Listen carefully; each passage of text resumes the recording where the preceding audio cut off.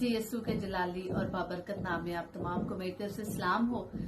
मेरे अजीजों, कई मरतबा हम खुदा को अपनी जिंदगी में काम नहीं करने देते क्योंकि हम समझते हैं कि वो उस तरीके से काम नहीं कर रहा जिस तरह से हम चाहते हैं कि वो हमारे लिए काम करे। हम अपने जहन में खाका बना लेते हैं और इसी तरह से सोचते हैं खुदा हमारे लिए करेगा। मसलन अगर हम बीमार हैं, हम शिफा को हासिल करना चाहते हैं, तो हम अपने जहन में ख्याल कर लेते हैं कि कोई बड़ा खादम आएगा, वो हमारे सर पर हाथ रखेगा और हमें शिफा देगा और हम सेहतयाब हो जाएंगे। लेकिन बाज़-औक़ात ऐसे नहीं होता। खुदा का प्लान कुछ और होता है। जिस तरह से हम देखते हैं एलीशा नबी और नमान कोढ़ी के बारे में। एलीशा नबी के पास जब नमान कोढ़ी आता है तो नमान को कहा जाता है, एलीशा नबी फरमाते हैं कि जाओ और दरियाए यरदन में आप 7 गोते लगाओ तो आप बिल्कुल पाक साफ हो जाओगे। लेकिन वो जहन में उसके ये ख्याल होता है कि मैं जाऊंगा और एलीशा नबी मेरे सर पर हाथ रखेगा और खुदा से रिक्वेस्ट करेगा मेरे लिए कि मैं शिफा पा जाऊंगा। जब वो ये देखता है तो वो गुस्से से भर जाता है और वापस चला जाता है और कहता है